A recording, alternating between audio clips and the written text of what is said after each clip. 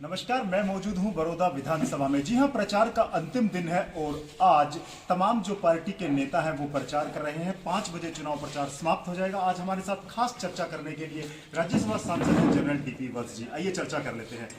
बड़ा पसीना बहा रहे हैं आप, पार्टी के लिए घूम रहे हैं, क्या माहौल है? आज प्रचार का अंतिम दिन है। प्रचार का माहौल ये है जी कि हमारी पार्टी की निश्चित जीत है।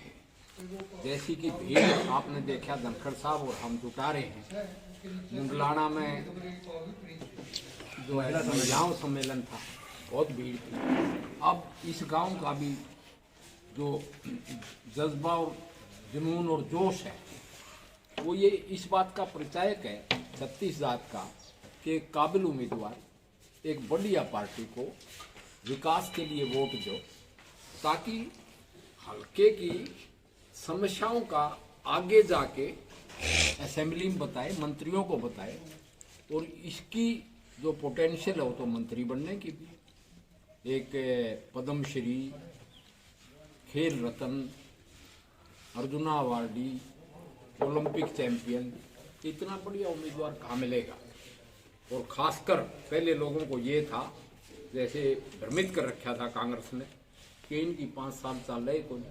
जब से दुष्यंत आया है और वो कह गया कि हम तो लठमुर्गी 5 साल चलाओगे, आगे भी मारिए आवेगी। ये भी बता दूं, कह तो है कि चलो 4 साल। अरे 4 साल के बाद थारी तसल्ली क्या? तुम्हारा ऊपर नेता देखो, तुम्हारी पार्टी का हाल देखो कि पहले चमन थे, फिर 44 हो गए। आगे हमने यही चिंता है कभी अपोजिशन में कोई और ही बैठे। तो इस सब को मद्देनजर देखते हुए, और ये पढ़ा लिखा इलाका है बड़ौदा का, पुराना रोहतक डिस्ट्रिक्ट बोलते हैं हम इसको, मैं क्योंकि हिसार डिस्ट्रिक्ट का हूँ जी, तो ये समझदार लोग हैं, अपने विवेक से काम लेके हमारे योग्य उम्मीदवार को वोट देके भारी मतों से जिताएंगे। विपक्षी पार्टी द्वारा प्रचार किया जा रहा है कि बड़ौदा की सीट जीतने के बाद सरकार गिर जाएगी। भाजपा प्रचार कर रही है विकास में साझा कर लो, सरकार में साझा कर लो। कितना पुख्ता दावा है? देखो, 56 MLA अभी हमारे साथ हैं जी, इंडिपेंडेंट मिला के और दुष्यंत के 10 मिला के। 56 में ये सीट पहले भी कांग्रेस की थी, तो भी हमारी सरकार थी। पता नहीं वो नया मैथमेटिक्स कहाँ से सीख के आए हैं सरकार गिर जाएगी। मुझे तो सरकार गिरने का कोई किसी दूर तक कोई अंदेशा नहीं है। और यही बात है जी कि सेंटर में हमारा मोदी, यहाँ हमारी सरकार मिली जुली सरकार है, मगर इफेक्टिव सरकार है और स्टेबल सरकार है। तो इसलिए मैं आपके माध्यम से वोटर को कहना चाहूँगा बड़ौदा हल्के के कि एक योग्य उम्मीदवार को जिता के भेजें, जात पात से ऊपर उठ के, ताकि देश का विकास हो। क्योंकि इसने तो देश का नाम भी ऊंचा किया, तिरंगा फहराया ओलंपिक में, लंदन ओलंपिक में। इसी तरह अवार्डी है और ईमानदार आदमी। ईमानदार देखो ना, वो दारू के जो विज्ञापन था, 5 करोड़ का विज्ञापन पे कहता ना भाई ना मैं दारू पीता, न किसी ने कहूँ पीने की, मनने नहीं चाहिए पैसे। इसी तरह इसका सिल्वर मेडल इसको मिल रहा था क्योंकि वो दूसरा खिलाड़ी जो इससे ऊपर था वो नशा शुरू हो गया, उसका डोप टेस्ट में फेल हो गया, मगर वो एक्सीडेंट हो गया, मर गया। तो ये बहुत बड़ा त्याग है। बोला ना भाई, जो मरे गया उसका मेडल मैं कौन। और सुन लो, इसका सबसे जिगरी दोस्त है बजरंग पूनिया। यो और वो एक वेट में पड़ते थे। यो ने बोला बजरंग को, भाई ये मैं तो मेडल ले आया, अब तो ले, मैं लड़दाई को। तो ऐसा आदमी मैं तो कहता हूँ यो ऊंचा जाने वाला है। जैसे उधर खेल में निकल गया, यहाँ भी ऐसे आदमी को चुनना चाहिए हल्के जी। और हमारे साथ बलजीत सिंह मलिक भी हैं। जी हाँ, हरियाणा में खापों को लेकर के एक बड़ा महत्व है, बड़े सम्मान की दृष्टि से खापों को देखा जाता रहा है। और जिस तरह से हरियाणा में मैं फैसलों की बात करूं या समाज को जोड़ने की बात करूं, खापों ने डॉक्टर हर्षवर्धन के समय से अपनी विशेष भूमिका निर्वहन की है।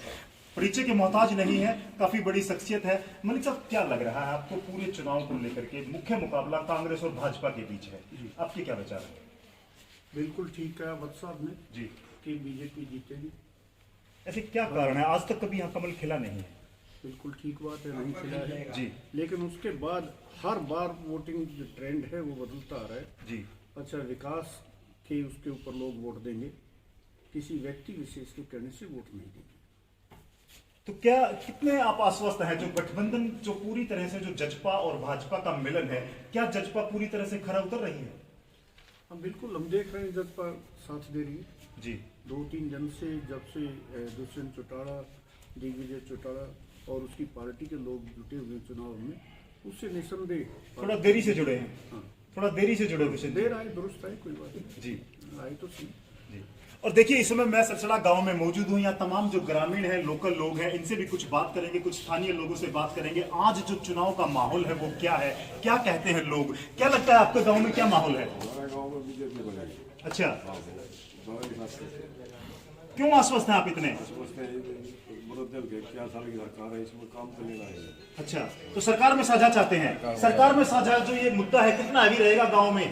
गांव में 70% योगेश्वर पहलवान की वोट देंगे लोग। अच्छा कैंडिडेट है जी, इससे अच्छा कोई कैंडिडेट नहीं है। तो सरकार के साथ जाने का मन बनाया है या कोई और कारण भी है? नहीं और कोई कारण नहीं, सरकार अच्छी सरकार, इसके साथ रहना चाहते हैं लोग। अच्छा, गांव में जितना भी हुआ है विकास हुआ है इसी सरकार के टाइम में हुआ है जी और भी आगे भी आश्वासन दिया। धनखड़ साहब ने भी, दादा बलजीत ने भी विकास कराए हैं यहाँ, जी। और यही इसी के कारण जो ना योगेश्वर दत्त पहलवान को जी हाँ, और कुछ और विषय भी हैं जो किसानों का मुद्दा है। तमाम जो इस तरह के विषय हैं, कितना प्रभावी रहेगा योगेश्वर का अंतर्राष्ट्रीय ख्याति प्राप्त होना, क्या समझते हैं आप? युवा हैं। सर, भारतीय जनता पार्टी का मुद्दा हमेशा ही सबकी भलाई के लिए रहा है, किसान की भलाई के लिए रहा है, युवा की भलाई के लिए रहा है, और हमारे जो उम्मीदवार हैं वो भी युवा हैं। तो ये तो निसंदेह है कि ऑब्वियस सी बात है कि हमारी जीत निश्चित है। जी हाँ, आपको एक बार गांव का नजारा भी दिखा देते हैं। यहाँ पर भाजपा के और जजपा के जो आपको निशान नजर आ रहे हैं प्रतीक चिन्ह के तौर पर, यहाँ गांव में माहौल बनता जा रहा है जैसे जैसे आज अंतिम दिन है। नमस्कार भाई साहब। भाई साहब, क्या लगता है आपके गांव में क्या माहौल है? योगेश्वर दत्त पहलवान का बहुत बड़ा माहौल है। बीजेपी सरकार एक तरफा जीत करेगी यहाँ से जी, और जिस तरह ओलंपिक चैंपियन ने वहाँ अपना तिरंगा फहरा है बीजेपी। जी हाँ, मतदान के लेकर के कुछ ही दिनों का समय शेष है और उसके बाद जी हाँ जिस तरह से माहौल है, उस माहौल को लेकर के यहाँ गांव में हम जो स्थानीय लोगों से हमने बात की है और हमारे साथ मातृशक्ति भी है, जी हाँ महिलाएं भी हैं, उनसे भी बात करेंगे क्या सोचते हैं। जी नमस्कार। महिलाएं जो है इस देश की आधी आबादी है, बड़ा महत्व है महिलाओं का और खासतौर से वोटिंग को लेकर के, आप क्या समझते हैं? बीजेपी जीतेगी। क्या कारण है बीजेपी को, ऐसा क्या खास महिलाओं के लिए कोई खास है? खास है, क्या क्या खास हुआ है? कुछ करा हम बीजेपी वाले। जैसे एक बात बताओ, आप महिलाओं के लिए क्या ऐसी विशेष चीज है जो आपको लगता है कि बीजेपी जीतनी चाहिए, क्या अच्छा है? महिलाओं की कदर भी है जी, भ्रष्टाचार नहीं है। अच्छा। और सबसे पहली बात है, एक हमारी जनता यहाँ की देख रही है, एक बालू का और एक खिलाड़ी का अलग से ही दिख रहा है। भैया एक बालू और एक खिलाड़ी है, कैंडिडेट को वैसे ही पहचाना जा रहा है।